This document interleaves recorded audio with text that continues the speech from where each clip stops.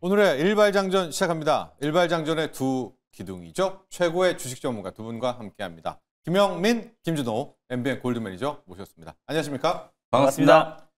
지난주 금요일 화끈했습니다, 여러분. 깐부해동 저희가 참 아침에 잘 소개를 하고 나서 특별 세션의 선물 GPU 26만 장입니다. 이제 우리나라가 갖고 있던 3만 장 합쳐서 30만 장. 세계 3위의 GPU 확보 국가가 됐고 이어서 삼성그룹주, 현대차그룹주 그냥 날아갔습니다. 정점에는 현대오토에버 상한가로 마무리가 됐고요. 영민 매니저, 지금도 프리마켓에서 현대오토에버가 한 6%대 시세를 내고 있는데 GPU 26만 장 이야기를 하지 않을 수가 없습니다. 이제 이게 2030년까지이기는 하지만 GPU가 왔다는 건 이제 결과적으로 AI 칩이 이제 우리나라에 들어왔다는 그렇습니다. 거 아닙니까?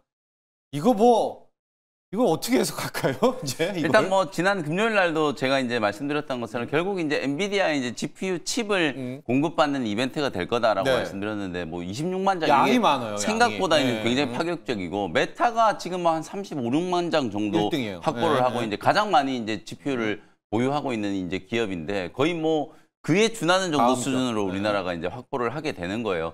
물론 이제 2030년까지고 이제 개별 기업들이 보면 삼성은 이 GPU를 이용해서 또 AI 팹을 만들겠다. 네이버 같은 경우에는 뭐 클라우드와 데이터 센터에 대한 이제 투자 얘기. 그다음에 현대차나 또 이런 게 이제 좀 되게 재밌는 게 현대오토에버가 굉장히 이제 좀 자극을 받는 게 사실 이제 AI 팩토리 구축뿐만 아니라 이 GPU를 활용해서 우리가 보통 생성형 AI 같은 경우에 GPU를 활용해 가지고 이게 어찌 보면 이제 추론과 학습을 시키잖아요. 그렇죠.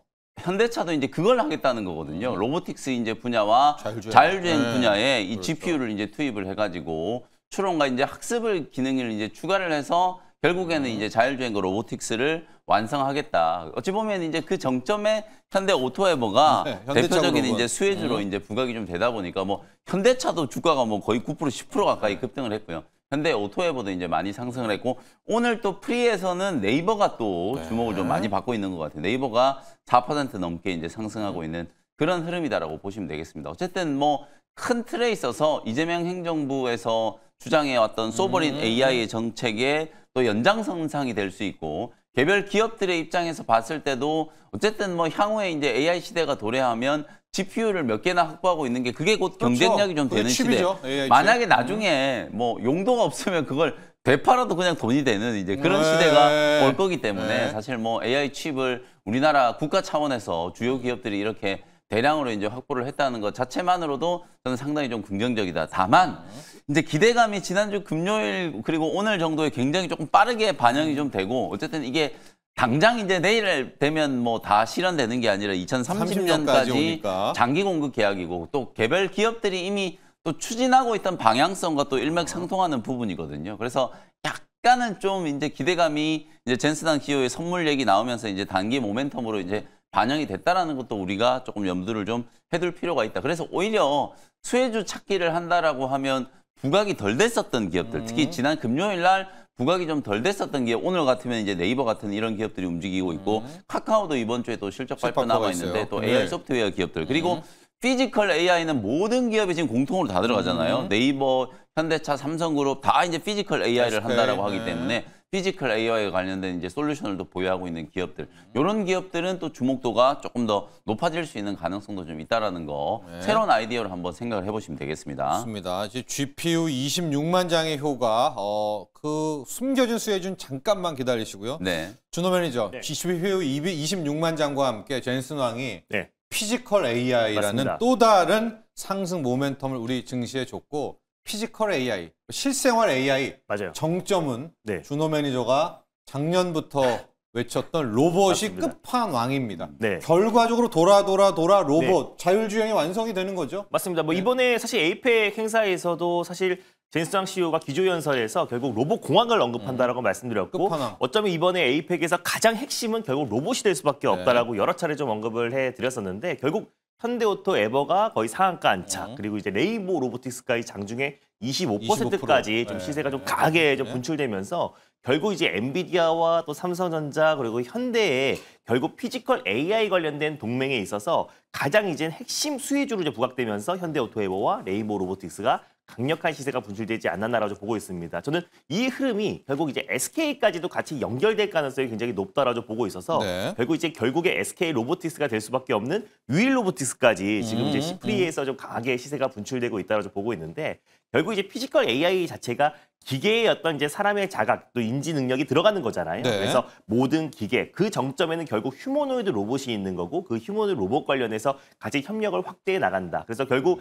SK와 또 현대차 같은 경우는 또 이제 엔비디아의 어떤 코스모스 플랫폼을 적용하고 있고요. 또 잭스토르 칩을 또 공급을 앞두고 있고 그 잭스토르 칩을 만드는 과정에서 또 삼성이 또 생산을 맡을 수 있다라는 언급이 나와주면서 그렇죠. 결국 삼성 또 현대 그리고 또 이제 SK까지 국내 이제 대표 기업들과 함께 또 그리고 거기다 더불어서 네이버 클라우드까지 결국 국내 기업들과의 피지컬 AI 협력이 확대된다. 그랬을 때 로봇에 대한 관심이 더욱더 높아질 수밖에 없다라고 좀 보고 있고요. 결국 이번에 정부의 어떤 정책과 좀 맞물리면서 피지컬 AI에 대한 관심이 높아질 수밖에 없다. 그랬을 때 우리도 원래 이제 AI 3대 강국과 로봇 3대 강국으로 가려고 했던 과정에서 어차피 국내에서는 가장 이제 핵심이 될 수 있는 게 결국 설비와 부품이 될 가능성이 굉장히 높다라고 말씀드렸고 네. 그 안에서 이제 대표적인 우리가 액추에이터 기업들을 계속해서 좀 관심을 가져내라 보고 있습니다. 특히나 현대오토에버 같은 경우는 관세에서도 좀 수혜를 받을 수가 있는 게 그동안 이제 관세에 억눌려서 다른 이제 로봇 기업들과 다른 이제 SDV 자율주행 관련 종목들 대비해서 상승폭이 좀 제일 제한적이었는데 결국에 이제 관세에서 다른 부분은 몰라도 현대차의 자동차 관세 15%는 거의 확정되는 상태다 보니까 결국 이제 현대차의 어떤 판매량 증가와 함께 현대차의 소프트웨어 정점에 있는 현대오토에버는 결국 클라우드와 또 데이터 센터 구축 사업도 하고 있는 기업이거든요. 그럼 뭐 GPU 26만 장 맞습니다. 효과, 그것도 결국 직접적으로는 현대오토에버가 또 수혜를 받을 수밖에 없다. 그래서 여러 가지로 앞으로 현대차의 미래를 책임질 수밖에 없는 기업임에도 불구하고 한미 어떤 관세 영향에 있어서 가장 큰 피해주가 현대차 그룹이 지목되면서 그동안 상승을 못했던 부분들이 정말 금요일 날 분풀이하듯이 큰 시세가 분출되지 않았나. 결국에 현대차에도 5만 장이 들어가잖아요. 그래서 그것도 결국 현대오토에버가 가장 직접적인 수혜고 현대와 또 엔비디아가 손잡고 결국 소프트웨어 전환 또 그리고 SDV 전환에 있어서 가장 핵심 기업으로 부각될 수밖에 없기 때문에 지금 또 풀이에서도 추가 상승 흐름이 나오고 있지 않나라고 보고 있습니다. 그 두산 로보틱스 리뷰를 여기서 그냥 해주시고요. 네. 지금 로봇 중에서는 그러니까 로봇이 프리마켓에 많지 않거든요. 맞습니다. SK의 유일 로보틱스까지 두 종목을 좀 부탁드릴게요. 이번에 GPU가 공급되기는 되는데 네 개 기업이 갑니다. 맞아요. 삼성, SK, 현대차, 그다음에 네이버 이렇게 가니까 맞습니다. 요 기업들만 좀 집중적으로 받고 있는데 두 종목 한번 볼까요? 네, 두산하고 일단은 뭐 유일? 두산 로보틱스 같은 경우는 아무래도 이제 그 레인보우 로보틱스와 그리고 또 좀 현대오토에버가 정말 큰 시세가 분출되다 보니까 좀 곁다리로 같이 좀 묶여서 좀 상승했던 부분이 없지 않아 있다라고 보고 있습니다. 다만 그동안 제가 두산 로보틱스보다 레인보우 로보틱스가 뭐 대장이라고 여러 차례 말씀드렸지만 두산 같은 경우는 그래도 최근에 이제 하드웨어를 넘어서서 이제 소프트웨어 그리고 AI 쪽에 이제 막 관심을 갖기 시작했어요. 그래서 미국의 지능형 솔루션 기업을 인수하기도 했었고 최근에 두산그룹 차원에서 어떤 이제 AI 어떤 역량을 확대해 나가고 있고 R&D 쪽에 투자를 확대하고 있는 상황이다 보니까 예전엔 두산 로보틱스가 뭐 MSCI 지수 편입에 대한 기대감이라든지 아니면 두산 바켓 인수에 대한 이런 부분들 때문에 결국 주가가 움직였던 부분이고 실제로 로봇으로 올라갔던 적이 없어서 저는 두산 로보틱스를 웬만하면 언급을 안 했었는데 이번 달부터 이제 본격적으로 두산 로보틱스가 이제 지능형 솔루션 기업을 인수하면서 드디어 이제 로봇에 AI를 접목시키기 시작했다라는 부분이 의미가 있다라고 보고 있고요. 다만 이제 금요일의 어떤 상승은 결국 레인보우 로보틱스와 현대오토에버의 가장 대장주들이 큰 시세가 분출되다 보니까 로봇 섹터 전반적인 투심이 좋아졌다라고 보고 있습니다. 그래서 오히려 전 두산 로보틱스보다 유일 로보틱스가 훨씬 더 전 의미가 있다라고 보고 있어요. 왜냐하면은 바로 지금 이번 주 이제 월요일부터 지금 SK AI 서밋이 시작이 됩니다. 거기서 지금 이제 최태원 회장이 그동안 특명을 내렸었던 휴머노 로봇이라든지 지능형 솔루션으로 지금 스마트 팩토리와 물류 자동화의 어떤 이제 선도 기업으로 발돋움하라라는 어떤 특명이 있었었는데 그 안에서 지금 이제 그걸 주관하는 기업이 SK텔레콤이고 그리고 또 이제 유일 로보틱스의 2대 주주가 SK 배터리 아메리카입니다. 그래서 결국에 저는 이제 SK 어떤 지능형 솔루션과 그리고 이제 제조 혁신을 좀 선보이는 자리가 되지 않을까라고 좀 보고 있는데 가뜩이나 지금 이제 엔비디아와 SK가 피지컬 AI 관련해서 협력을 확대해 나가는 과정에서 바로 SK AI 서밋 코엑스에서 SK의 어떤 미래 그리고 또 제조 혁신을 선보인다고 했을 때는 유일 로보틱스의 역할이 커질 수밖에 없다라고 보고 있고요. 그리고 그 시기도 결국 차이를 미룰 필요가 없다고 보고 있어요. SK 배터리 아메리카가 5년 내에 콜옵션을 행사하면은 유일 로보틱스가 SK 그룹주가 되는 건데 저는 그거를 5년 뒤에 할 필요는 없다고 보고 있습니다. 그래서 지금 최태원 회장뿐만 아니라 지금 전 세계 빅테크 수장들이 앞으로 미래 성장 동력을 로봇으로 한 목소리를 하고 있고 지금 협력을 확대해 나가고 있는데 결국에 지금 이제 유일 로보틱스의 SK 품에 안기는 시기는 정말 빠르면 올해 두 달 안에 그리고 늦어도 내년 1분기, 2분기, 상반기 안에는 유일 로보틱스가 SK 품에 안긴다. 그럼 우리가 레인보우 로보틱스 때 사례를 봤듯이 딱 품에 안기는 순간 그날 바로 점상이나 20, 30% 상승 흐름이 충분히 나올 수 좀 있다고 보고 있어서 그래서 SK의 어떤 최근의 움직임과 그리고 엔비디아의 어떤 협력까지 본다고 했을 때는 유일 로보틱스는 지금도 매력적인 구간이 아닌가라고 보고 있습니다. 좋습니다. 자, 영문 매니저 26만 장 GPU 그리고 피지컬 AI 오늘 좀 숨겨진 뭐를 좀 찾고 싶어 하거든요. 예. 어디를 좀 갈까요? 지금 네이버가 약간 힌트를 주나요? AI 솔루션 한번 주나요? 그래서 AI 솔루션 쪽도 이제 갈 때가 된 것 같긴 하거든요. AI? 근데 이제 네이버하고 카카오가 어쨌든 또 실적 발표도 앞두고 있기 때문에 그 실적에 이제 한 번 더 이제 좀 상승 탄력을 좀 받게 된다라고 하면 잊혀졌던 종목이잖아요. 솔트룩스 뭐 이런 종목들도 한번 주목을 좀 해봐야 될 것 같고 AI 솔루션 쪽. 그다음에 지난주에도 잠깐 언급을 드렸었는데 우리나라 이제 피지컬 AI 협회가 작년에 생겼거든요. 그 피지컬 AI 협회의 초대 협회장이 마음 AI의 회장이에요. 아, 그래요? 그러니까 마음 AI는 그냥 대놓고 애초부터 그냥 피지컬 AI 수혜주거든요. 워낙 이제 피지컬 AI 얘기가 많이 나오고 있다 보니까 뭐 마음 AI 다시 한번 지금 프리에서 뭐 한 5% 정도 이제 움직이고 있고 그리고 이게 로보틱스하고 연결되면 결국 이게 또 지금 2차 전지 종목들도 에코프로, BM 뭐 이런 종목들 또 움직이잖아요. 결국 또 휴머노이드 로봇 그럼 뭐로 움직일 건데 배터리랑 연결되는 거잖아요. 그러면 이제 전고체 배터리 이제 관련된 종목인 이수 스페셜티 케미칼, 한농화성 이런 종목들도 금요일 날은 이제 주목을 좀 못 받았었지만 오늘은 한번 이제 좀 봐도 될 것 같은 이제 그런 느낌이 좀 들고요. 전체적으로 봤을 때 뭐 AI 진영의 이제 종목들도 효성중공업이 지난주에도 실적 발표했는데 이게 또 GPU 칩하고 또 데이터 센터하고 연결시켜서 우리나라 정부에도 지금 공급이 되는 거거든요. 그럼 정부 차원에서 확보한 건 국가 기반의 이제 AI 데이터 센터 이제 구축하는데 활용이 좀 될 거거든요. 뭐 그런 측면에서 봤을 때는 또 전력 인프라 어제 이제 지난 금요일 날 대한전선과 같은 이런 기업들이 또 에너지 고속도로 이런 이제 정책 이슈에 이제 부각이 되면서 주가가 또 20%가 넘게 이제 급등을 했었고 효성중공업은 또 실적 발표하고 나서 지금 240만 원 찍었어요. 사실 저희가 이제 150만 원일 때도 200만 원 막 얘기를 한 게 뭐 불과 얼마 안 된 것 같은데 200만 원 뚫고 나서 240만 원까지 가는데도 일주일도 안 걸렸거든요. 그 정도로 지금 효성중공업을 필두로 또 전력 인프라 종목들도 계속 좀 관심을 좀 갖고 있기 때문에 어쨌든 오늘 아무래도 이번 주 초반까지는 이런 범 AI 진영의 이제 종목들, 피지컬 AI, 로보틱스, 그다음에 이제 전력 인프라, 전기 전선 뭐 이런 종목들이 계속해서 좀 주목을 받을 가능성이 순환매성으로 좀 볼까요? 어쨌든 또 한중 정상회담 관련해서 오늘 또 보면 엔터주들까지도 움직이고 이건 뭐 또 별개의 사안이긴 합니다만 엔터주들까지도 좀 급등을 하고 있으니까 두루두루 이런 종목들을 관심 있게 한번 보시면 되겠습니다. 그렇습니다. 오늘 이제 우리가 알고 있는 거 외에 시장 K증시는 항상 또 뒤통수도 치니까 여러 개를 지금 던져놨습니다. 솔루션을 일단 가고 2차 전지까지도 한번 가고 전력 인프라까지 가고요. 그래서 효성중공업도 한번 봤는데 지금 230만 원. 저희 일발에서 저희 이제 PD가 연락이 왔는데 준호 매니저가 90만 원대에 맞습니다. 네, 일발을 했었던 게 있었다고 합니다. 그게 지금 240만 원이 됐고요. 맞아요.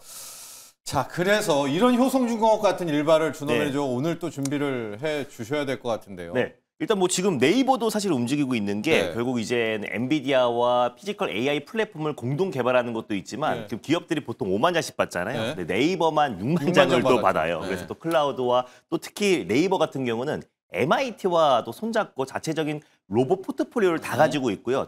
이번 주 목요일 날 또 네이버가 자체적인 또 휴머노이드 로봇을 공개를 또 앞두고 있어요. 그래서 네이버가 또 새로운 피지컬 AI 관련된 최대 수혜 기업으로 또 부각될 수 있다라는 부분 때문에 오늘 프리에서 한 5%, 6% 정도 상승이 나오지 않나라고 보고 있고 전반적인 이제 피지컬 AI 시대가 더욱더 도래한다고 했을 때 또 이제 레인보우 로보틱스와 함께 가장 짝꿍이라고 할 수 있는 SPG라는 기업을 오늘 탑픽 종목으로 한번 선정해 봤습니다. 일단 뭐 SPG 같은 경우는 국내에서 이제 로보티즈와 함께 액추에이터 쪽에서는 가장 이제 기술력이 높은 기업이라 보시면 될 것 같고요.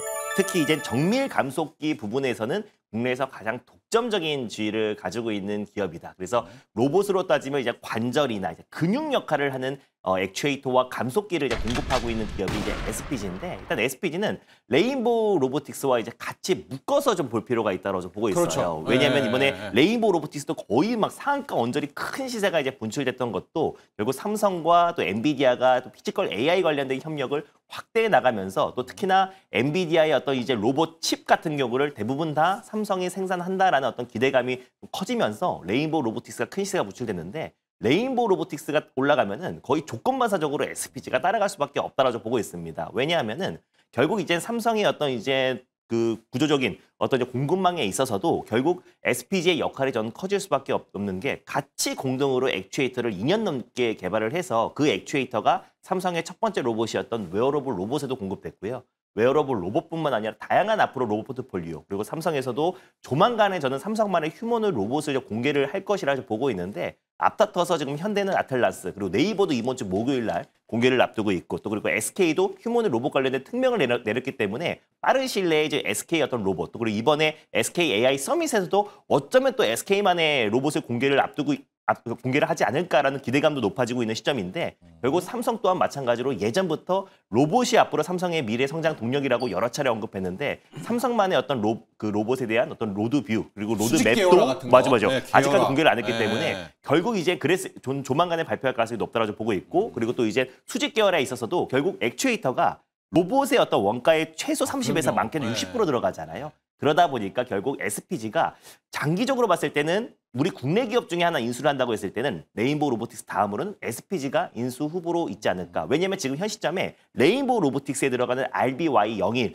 또 협동 로봇에도 SPG의 24개의 감속기가 독점으로도 공급되고 있어요. 그러니까 삼성의 로보틱스인 레인보우 로보틱스와 그리고 이제 삼성전자의 로봇 라인업에도 대부분 다 SPG가 독점적으로 그리고 단독으로 액추에이터와 감속기를 공급하고 있기 때문에 결국 삼성의 어떤 로봇과 함께 같이 성장할 수밖에 없다라고 보고 있고, 최근에 이제 그 가장 화두인 로봇 손에도 로봇 손 하나에 액추에이터가 5개에서 10개가 들어간다고 해요. 그래서 결국 자유도를 높이는 데 있어서 그 액추에이터 역할이 커질 수밖에 없고, 결국 추후에는 그 액추에이터가 결국 AI의 GPU가 있다면 결국 로봇 산업에는 결국 액추에이터가 가장 핵심 산업으로 떠오를 수밖에 없다. 그래서 핵심 곡괭이와 청바지 역할을 할 가능성이 좀 높다라고 보고 있습니다. 그래서 삼성전자 같은 경우도 얼마 안 남았습니다. 2030년까지 반도체 공정을 100% 무인화하겠다라고 언급을 했잖아요. 이젠 거의 한 4년 가까이 남은 시점이다 보니까 결국 이제 삼성전자의 모든 생산 라인업에 결국 자동화율, 그리고 또 이제 양팔 로봇 들어가야죠. 맞습니다. 스마트 팩토리, 휴머노id 로봇 이런 것들이 투입된다면은 결국 그 모든 스마트 팩토리와 또 로봇에 SPG의 액추에이터나 감속기가 공급될 가능성이 높기 때문에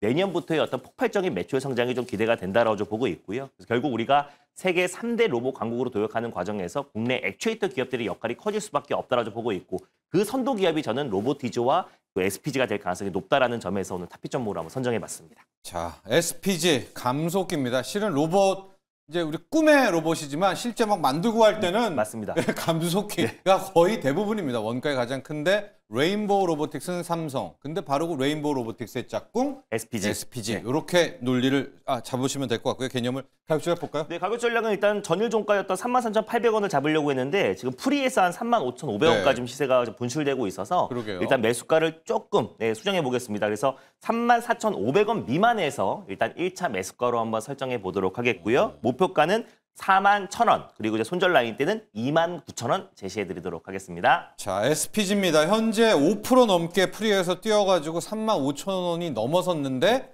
일단 34,000원까지는 기다려서 받아보자라고 이야기를 해주셨고요. 자, 이런 와중에 지난주 금요일 날 속으로 웃었던 그 섹터가 여러분 바이오입니다. 우리가 맞습니다. 다 떠들썩했는데 아마 바이오 투자자분들은 그래 나는 유명하지는 않지만 돈이나 벌을난다. 그랬었을 것 같아요. 진짜 바이오가 괜찮았는데 일단 오름 테라피우티스 리뷰를 한번 가면서 알테오젠의 거래소 이전도 보고 D&D 파마텍 정리까지 해보도록 하겠습니다. 먼저 오름 테라피우티스 갈까요? 일단 이제 지난주에 저희가 이제 젠슨왕 CEO의 선물 얘기하면서 약간 우려했던 게 소문난 잔치에 먹을 것 없다 약간 이런 흐름이었는데 우리 주식시장은 먹을 게 되게 많았어요. 이슈가 됐었던 종목들이 뭐 현대 오토에버, 레인보우 로보틱스와 같은 이런 로보틱스 관련된 종목들도 있었고, 심지어 삼성전자도 제가 볼 때는 젠슨왕 효과 때문에 또 HBM4 얘기가 직간접적으로 언급이 좀 되다 보니까 네. 삼성전자 주가도 한 3% 올랐죠. 전기도. 삼성 전기도 같이 8%. 덩달아서 MLCC 네. 이슈로 같이 올라갔죠. 네. 거기다가 삼성 SDS 주가도 두 자릿수 네. 이상 네. 급등을 8%, 했었어요. 9%. 이게 이러니까 이제 젠슨항 앞으로 자주 좀 한국에 어떻게든 네. 좀 초청을 많이 해가지고 올 여기저기 때마다. 여기기저기 올 때마다 네. 이제 선물을 올 좀 줄 때마다 수 있게 10%씩이야. 이게 10년 만에 오는 게 아니라 네. 이제 앞으로 한 1년, 2년 만에 주기적으로 좀 올 수 있게 뭔가를 좀 만들었으면 좋겠다. 네. 뭐 이런 얘기를 좀 드리고 싶고 어쨌든 그런 와중에 정말 소리 소문 없이 혼자 또 급등했던 이제 섹터가 제약 바이오 업종이었어요. 오름 테라피틱스 뭐 지금도 프리에서 이제 주가가 급등을 하고 있는데 일단 오늘부터 이제 세계 ADC 학회가 이제 개막을 해요. 그러면 ADC, DAC와 관련된 이런 기업들은 이제 주가가 또 그렇죠. 상승 탄력을 받을 가능성이 높고 어쨌든 임상의 데이터들을 공개를 하는데 예전처럼 그냥 허무맹랑한 얘기를 하는 게 아니라 우리나라 기업들이 빅파마로 이제 기술 이전했고 또 빅파마들이 직접 이제 연구개발한 임상 데이터를 이제 기반으로 계속해서 발표들을 하고 있고 특히 우리나라 이제 ADC 대장주라고 할 수 있는 리가켄 바이오는 요번에 이제 임상 데이터 이제 공개하는 것 중에 뭐 전임상과 관련된 이제 부분들도 있고 특히 리가켄 바이오가 최근에 계속해서 이제 공격적으로 뭐 페이로드라든지 항체를 외부에서 이제 도입해 오는 그러니까 우리나라는 지금 기술 수출을 하는 걸 이제 혈안이 되어 있잖아요. 근데 지금 리가켄 바이오 같은 경우에는 상당한 이제 자금력을 가지고 그 자금을 가지고 유망한 이제 파이프라인을 국내뿐만 아니라 세계 시장에서 항체 페이로드를 도입해 와서 그 결과물들을 이번에 이제 발표를 하게 되는 거거든요. 그런 측면에서 굉장히 좀 의미 있는 시도들이 나타나고 있다. 이렇게 이제 여러분들이 생각을 하시면 될 것 같고 뭐 오름 테라퓨틱은 제가 이제 지난주에도 뭐 리뷰해드렸던 것처럼 이미 빅파마들 베링거 인게라임을 포함해서 이제 기술 이전도 좀 되어 있는 상태고 그 파이프라인들이 계속해서 이제 다른 이제 또 빅파마들이 이제 눈독을 좀 들이는 그런 이제 가치 상승이 전개가 좀 되고 있기 때문에 뭐 이번 주 중에 오름 테라퓨틱도 5만 원 이상은 한번 상승이 좀 될 수 있을 것 같고 추가적인 이제 기술 이전에 대한 이제 기대감으로 주가가 이제 상승하는 거라고 생각하시면 될 것 같아요. 뭐 일주일 만에도 지금 3만 5천 원대 있던 게 거의 지금 5만 원 근처까지 올라왔기 때문에 추가적으로 상단을 한 5만 5천 원 정도 뚫어놓고 요 종목보다 지금 더 무섭게 올라가는 종목이 인투셀 같은 종목이거든요. 이런 종목 차트 한번 보시면 사실 요 종목도 8월 달에 소개해드리고 나서 주가가 거의 따따블로 올라왔어요. 그 정도로 지금 폭발적으로 고점을 뚫고 난 이후에 시세가 굉장히 좀 강해지고 있는 이제 바이오텍 기업들의 이제 흐름이기 때문에 인투셀과 오름 테라퓨틱이 거의 비슷한 형국으로 이제 움직이고 있다. 이렇게 이제 포인트를 한번 잡으시면 될 것 같고요. 그 다음에 알테오젠 같은 경우에는 저는 사실 이전 상장 이슈는 그렇게 뭐 큰 재료는 아니라고 봐요. 왜냐하면 이게 뭐 코스피에 있든 코스닥에 있든 어쨌든 기업 내용 자체가 너무 좋기 때문에 물론 코스피로 이제 최종적으로 이전 상장을 하게 되면 코스피를 추종하는 이제 패시브 자금들이 알테오젠을 집중적으로 이제 매수를 해야 되고 시가총액 순위로 보면 이제 코스피의 삼성바이오로직스, 셀트리온 그다음에 알테오젠이 되는 거기 때문에 제약바이오 업종 중에서 코스피 이제 3위 기업이 이제 되는 거나 마찬가지거든요. 그 정도로 이제 코스피 시장에 어찌 보면 이제 패시브 자금들 또 코스피 200에도 당연히 이제 편입될 수 있는 가능성이 좀 높기 때문에 코스피 200을 추종하는 이제 자금들이 유입될 가능성이 높다. 거기에다가 뭐 알테오젠은 최근에 이제 미국 FDA의 키트로다 이제 SC 제형이 이제 승인을 받았고 유럽 쪽도 11월 중에 이제 승인 받을 걸로 예정되어 있잖아요. 거기에다가 어찌 보면 이제 머크사가 이제 실적 발표를 했는데 분기 기준으로 봤을 때 뭐 계속해서 실적 성장이 나타나고 있고 특히 머크 입장에서는 키트로다 큐렉스 요게 이제 키트로다 SC의 이제 제품명이라고 보시면 되는데 키트로다 이제 큐렉스의 매출 전환에 대해서 굉장한 이제 의지를 좀 보여주고 있다.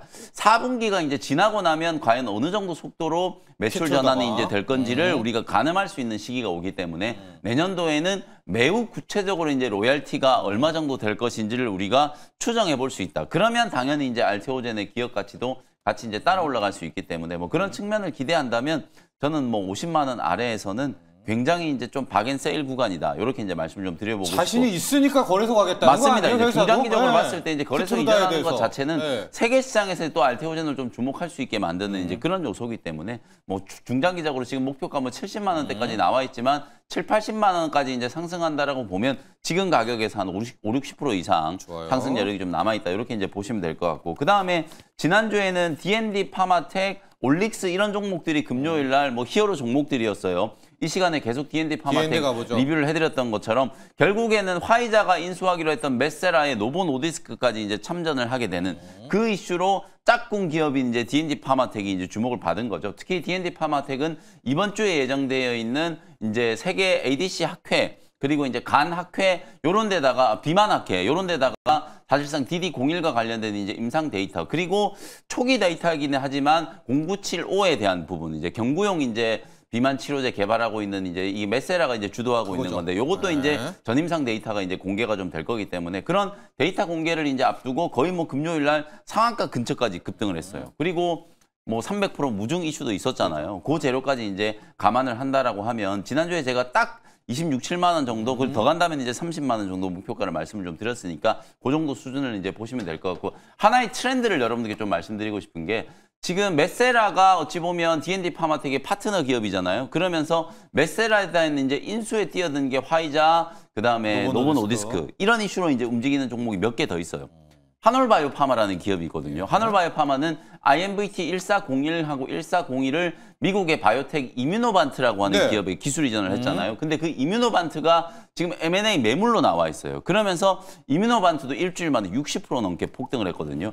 그 효과 때문에 한올바이오파마도 지난주에 20%가 넘는 이제 급등세가 연출이 좀 됐던 거예요. 그리고 에이프릴 바이오가 있죠. 에이프릴 바이오는 미국의 에보뮴 쪽으로 이제 APB-R3 이제 기술 이전을 했는데 자가 면역 질환과 관련해서는 뭐 에이프릴 바이오, 한올바이오 파마 이런 기업들이 우리나라의 대표 기업이라고 보시면 되는데 또 에이프릴 바이오의 파트너 기업인 에보뮴이 이번 주에 미국 나스닥 시장 상장 일정이 예정되어 있어요. 지금 11월 6일로 이제 예정이 좀 되어 있기 때문에 만약에 상장이 돼서 에보뮴의 주가가 약간의 이제 프리미엄을 받게 되면 당연히 에이프릴 바이오도 주목을 좀 받을 수 있기 때문에 이런 식으로 미국 바이오테크 기업들과 우리나라 기업들의 이제 연결고리도 잘 이제 생각을 좀 해보시면 되겠습니다. 일단 D&D 파마텍 우리 김사부님 질문이 있는데 30만 원? 네, 30만 원 정도. 정도까지로 이야기를 해주시고 지금 요거 정리를 하셔야 될 것 같아요. D&D 파마텍과는 메세라. 근데 메세라를 놓고 화이자하고 노보노가 싸운다. 한올바이오 파마가 이뮤노반트.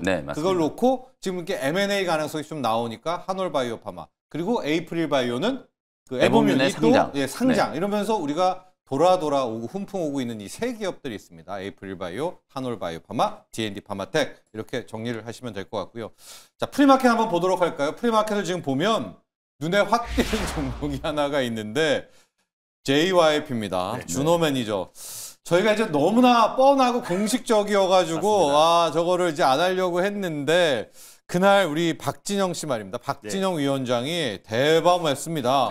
시진핑을 앞에다가 두고 중국에서 K-팝 공연을 하고 싶다라고 하니까 10개 좀 웃었던 것 같고 알겠다. 시진핑 주석이 했거든요. 지금 JYP가 한 10% 정도 급등하고 긍정적으로 뭐 대답을 했다라고 하니까 정말 진짜 박진영 위원장 말대로 우리 그 K-팝 가수들이 중국 내에서 진짜 원활하게 공연을 한다고 했을 때는 진짜 그동안 눌려 있었던 거의 뭐 수년 동안 눌려 있었던 엔터 섹터들이 좀 강하게 좀 상승 흐름이 나오지 않을까. 그게 한알령 해제잖아요. 맞습니다. 그래서 근데 원래는 시장에서 이 시진핑 방안 자체가 원래 한알령 해제라고 좀 봤던 시각도 분명히 있었었는데 일단 다시 한번 명확하게 박진영 위원장이 이제 우리 K-팝 가수들의 어떤 중국 공연, 그러니까 중국 공연뿐만 아니라 중국 내에서 이제 모든 활동, 이제 방송 활동부터 시작해서 뭐 광고, 다양한 어떤 이제 활동들, 팬미팅도 여러 가지 활동들을 할 수 있게 된다고 했을 때는 결국 이제 K 컨텐츠도 우리가 돈 내고 그동안은 이제는 암암리에 중국에서 이제 불법으로 유통되고 있었었는데 결국 이제 유료로 또 이제 음원도 결국 수익들이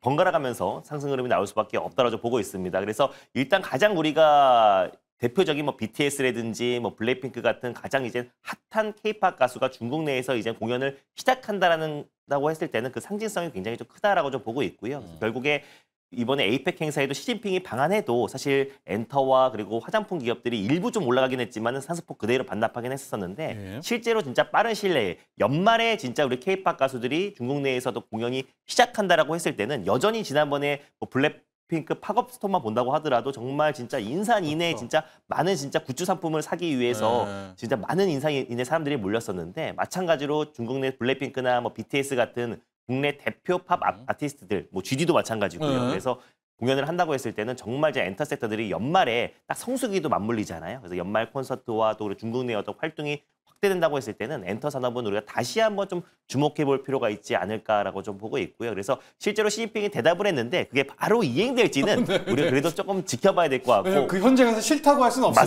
맞습니다. 네. 분위기상과 그렇죠. 싫다고 할 수가 분위기상. 없는 거잖아요. 그래서 오늘 일단 그 기대감으로 시세가 좀 세게 분출되겠지만 네. 일단 우리가 눈으로 확인할 때까지는 좀 지켜봐야 되지 않을까 좀 보고 있습니다. K뷰티도 한번 각주가 네. 해주시죠. 지금 K뷰티도 덩달아서 프리마켓에서 맞습니다. 좋아요. 지금 1, 2% 오르고 있는데 요즘에 이제 젠슨학 때문에 저희가 7, 8% 안 오르면 맞습니다. 안 쳐줘서 그렇지 업종 섹터는 괜찮거든요. 네. K뷰티도. 일단 뭐 가장 먼저 움직였던 게 이제 한국 화장품과 네. 코리아나가 일단 CGP 방한한다고 했을 때 막 20% 가까운 네, 큰 시세가 좀 그날요. 구출되긴 네. 했었었는데 그 상승도 이미 다 반납을 한 상태예요. 그래서 실질적으로 우리가 화장품 섹터를 본다고 했을 때는 그래도 APR이 가장 지금 현 시점에서 안정적이지 않을까. 그래서 이미 뭐 중국인 단체 관광객들이 한국에 들어오고 있고 그래서 그러다 보니까 올리브영에서 이제 APR의 어떤 판매량도 늘어날 수밖에 없는 거고 결국 한국과 중국 간의 문화 교류와 그리고 다시 한번 K 화장품에 대한 어떤 위력이 다시 한번 이어진다고 했을 때는 일단 너무 상징성인 중국향 매출이 컸던 뭐 코리아나 한국 화장품을 들어가기보다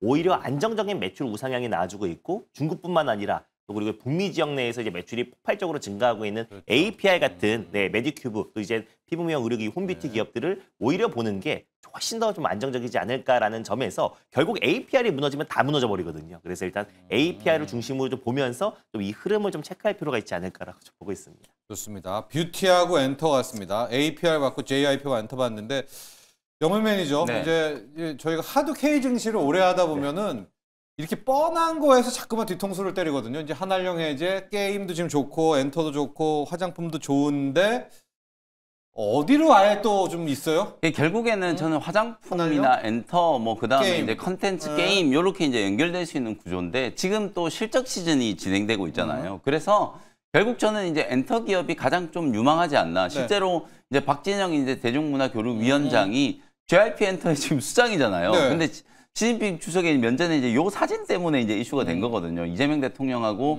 시진핑 주석이 이제 3자가 이제 같이 대화하는 그렇죠. 사진들이 막 지금 돌아다니는데 네. 얘기를 듣자마자 이제 시진핑 주석이 고개를 이제 끄덕이면서 그렇다. 왕이 부장을 네. 이제 바로 불러가지고 저겁니다. 바로 베이징에 이렇게. 공연을 네. 이제 할 수 있는지 검토하라고 바로 지시를 했다라고 하거든요. 열분우서. 네, 지금 요 내용 때문에 이제 이슈가 된 거예요. 네. 그래서 실제로 이제 뭐 시진핑 주석이 한알령 해제에 대한 이제 얘기를 직접 하거나 뭐 그런 건 아니지만 어쨌든 가능성은 이제 좀 엿볼 수 있다. 그리고 중국 쪽 이슈 아니더라도 지난주에 보면 이제 하이브 리포트 이제 쏟아져 나오는데 BTS가 본격적으로 이제 컴백해가지고 준비한다. 월드 투어 하면 관객 수가 이제 300만 명을 그냥 최소 넘을 거라고 전망을 하잖아요. 그것만 보더라도 지금 하이브 주가가 너무 싸다는 거거든요. 그러니까 하이브가 이제 그 정도 수준이면 SM이라든지 JYP라든지 이런 기업들도 아티스트들의 이제 월드 투어 지금 뭐 K컬처에 대한 이제 이슈가 워낙 또 네. 뜨거운 상황이다 보니까 중국 쪽 매출 아니더라도 이미 이제 엔터 기업들은 상당히 좀 저평가되어 있다라고 이제 볼 수 있거든요. 그래서 4분기를 이제 성수기, 왜냐하면 4분기 때 연말에 이제 뭐 온갖 공연들을 많이 하잖아요. 4분기를 이제 타겟으로 한다라고 하면 저는 이제 엔터 컨텐츠 게임 뭐 이런 기업들 중에서는 단연 이제 엔터 기업들이 오히려 실적 시즌에 조금 더 주목을 받을 수 있다. 뭐 그 와중에 어찌 보면 이제 박진영 이제 대중문화교류위원장의 어떤 요 이제 사진 한 장이 이슈가 좀 되면서 오늘은 뭐 JYP가 이제 굉장히 강하게 움직이는데 뭐 JYP, SM, YG 그다음에 하이브 뭐 네. 다 저는 괜찮다라고 보거든요. 그래서 가격적으로 봤을 때 굉장히 또 최근에는 AI 이슈도 워낙 좀 뜨거웠고 온갖 뭐 다른 이제 이슈들에 좀 묻히는 바람에 엔터 기업들이 이제 주목을 좀 못 받았는데 이번을 이제 계기로 충분히 이제 좀 턴어라운드 될 수 있는 이제 모멘텀은 만들어졌다. 이렇게 이제 평가를 할 수 있을 것 같습니다. 영민 매니저는 하이브, 준호 매니저는 JYP와 뷰티. 그리고 네. 요것도 짧게 갈게요. 하나오션도 시진핑이 와서 맞습니다. 풀어줘 버렸네요. 네, 이 제재를요. 예. 예.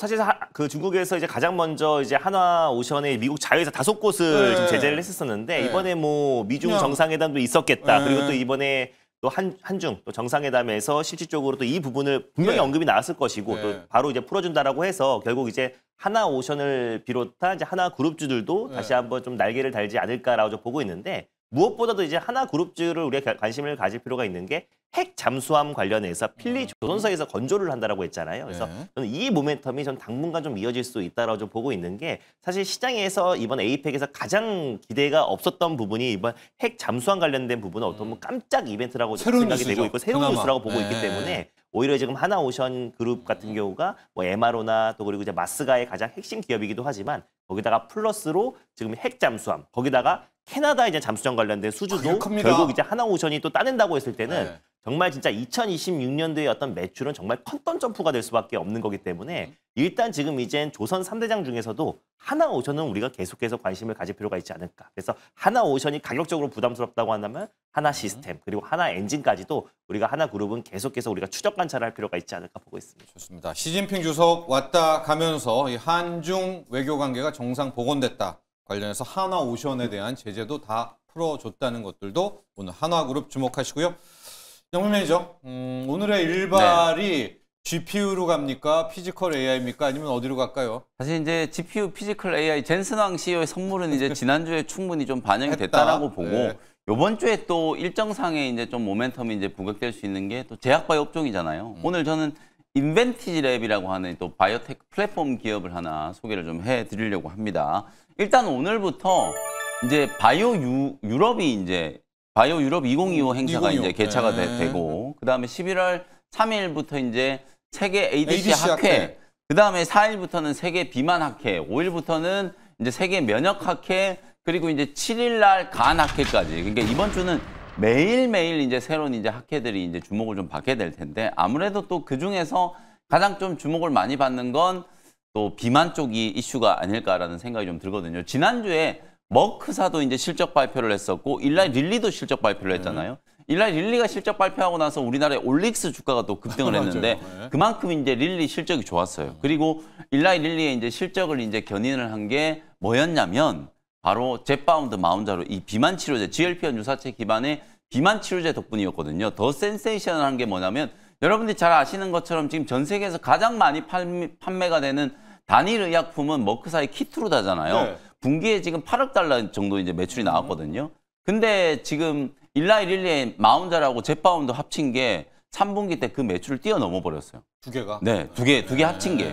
그 정도로 지금 비만 치료제 시장이 엄청나게 이제 빠르게 성장하고 있는 상황이기 때문에 그런 흐름들을 감안하면 이번 학회 주간에서도 아마도 비만과 또 뭐 당뇨, 메시 이쪽이 이제 가장 좀 주목을 좀 받게 될 것 같아서 관련된 수혜주 이제 인벤티랩을 이제 소개해 드리는 거고 마이크로 플루이드 기술을 이제 가지고 있는 기업으로 이제 정평이 나 있죠. 이건 결국 약물 전단 시스템이에요. 제가 지난주 금요일 날 말씀드렸던 에스페스와 같은 이제 3,000당 제약, 그다음에 이제 D&D 파마텍의 오럴 링크 뭐 이런 것처럼 약물 전달 시스템을 개발하는 기업이라고 이제 보시면 될 것 같고 그중에서 우리나라에서 몇 안 되는 장기 주사제와 경구 주사제를 경구용을 같이 개발하고 있는 게 D&D 파마텍이 지금 장기 주사제와 이제 경구용을 같이 개발하고 있는데 인벤티랩도 두 가지 이제 플랫폼을 동시에 이제 개발하고 있다라고 보시면 되겠습니다. 제가 사진을 하나 준비했는데 이 사진만 보시면은 뭐 인벤티랩이 지금 어떤 일을 하고 있는지가 명확하게 이제 드러난다.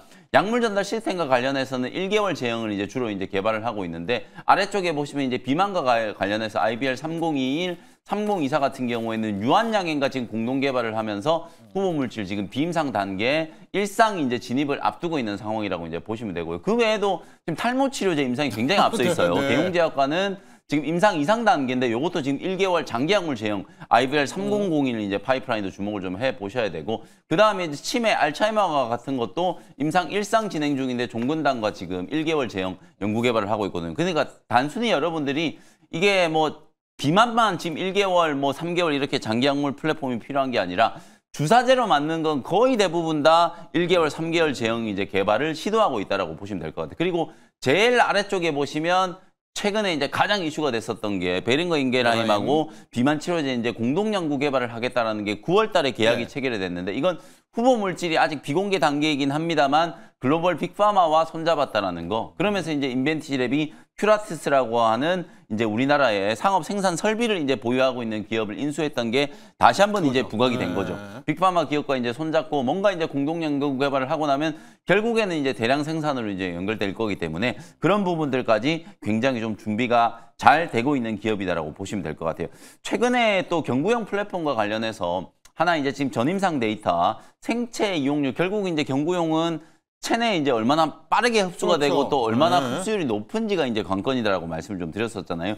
리벨시스를 이제 대조군으로 리벨서스는 이제 위고비의 이제 경구용 치료제라고 보시면 되는데 이 리벨서스를 이제 대조군으로 전임상 단계에서 이제 임상 실험을 해봤더니 사실상 흡수율 24.6%, 리벨서스가 10% 간신히 넘겼었거든요. 근데 지금 24.6%의 흡수율을 기록을 했으니까 물론 전임상 데이터라서 추가적인 이제 데이터가 필요하긴 합니다만 분명히 이제 경구용 제형 개발에 있어서도 가능성을 좀 엿볼 수 있는 대목이다라고 보시면 되겠습니다. 차트 흐름 보면서 이제 가격 전략 좀 설명을 좀 해드리도록 할게요. 결국 저는 이제 인벤시랩도 신고가를 한번 이제 칠 수 있을 거라고 보거든요. 아까 제가 인투셀이라든지 오름 테라퓨틱 그리고 지금 D&D 파마텍, 올릭스, 보르노 이런 기업들이 죄다 오히려 신고가를 뚫고 나서 시세가 훨씬 더 좀 강해졌기 때문에 인벤티지랩도 6만 원대 이제 고점을 뚫고 나면 저는 훨씬 더 강력한 이제 시세가 분출이 될 거라고 보고 있기 때문에 기술적인 측면에서 봤을 때는 주가가 단기적으로 조금 올라와 있는 구간이긴 합니다만 뭐 충분히 매력적인 이제 가격이다. 그래서 지금 프리에서 이제 거래가 안 되고 있어서 일단 5만 1,000원 정도 이제 가격 잡아드릴 텐데 5만 1,000원에서 5만 2,000원 정도 매수가 잡아놓으시고 일단 1차 목표 가격은 최고가인 6만 원 정도 한번 트라이를 좀 해보도록 하고 다만 6만 원이 뚫릴 때 저는 훨씬 더 좀 강한 시세가 이제 나올 수 있다라고 보고 일단 1차 목표가 6만 원 정도 설정해드리고요. 손절가는 4만 3천 원 정도 참고하시면 되겠습니다. 자, 오늘 영미 매니저의 일발은 인벤티지 랩입니다. 실은 이제 저희가 D&D 파마텍과 인벤티지 랩 두 종목을 늘 같이 다뤘었는데 운명이라는 게 묘해서 이게 똑같거든요. 가령 경구용 플랫폼, 또 장기 지속형 플랫폼 네. 둘 다 미는 게 똑같은데 D&D는 어쨌든 가버렸잖아요. 그렇죠. 메세라 이슈가 이제 붙으면서 못 갔고 네. 이럴 때 기존의 인벤티지 랩 투자자들이 좀 마음이 아프시고 나는 네. D&D로 건너갈까 뭐 이런 생각도 있으실 텐데 우리 인벤티지 랩 쪽은 어떻게 할까요? 인벤티지 랩도 저는 보유하고 계신 분들 충분히 시세가 이제 나올 거라고 뭐 어차피 섹터 안에서 계속 지금 순환매가 되면서 한 종목이 올라가고 나면 다른 종목이 좀 따라서 또 급등하는 이제 흐름들이 만들어지고 특히 인벤티지 랩은 일단 빅파마랑 일단 손을 잡았다라는 것 자체가 저는 굉장히 이제 긍정적인 포인트라고 보여지기 때문에 뭐 굳이 지금 상황에서 다 급등한 D&D로 옮겨 타는 것보다는 또 인벤티지 랩을 새롭게 이제 공략하는 게 저는 훨씬 또 좋을 수 있다 이렇게 말씀을 좀 드리겠습니다. 그렇습니다. 오늘 영민 매니저 일발은 인벤티지 랩이었고요. 앞서 준호 매니저는 피지컬 AI의 SPG, 레인보우 로보틱스의 짝꿍 SPG를 봤습니다. 여기까지 하겠습니다. 오늘도 성공 투자하시죠. 감사합니다. 고맙습니다.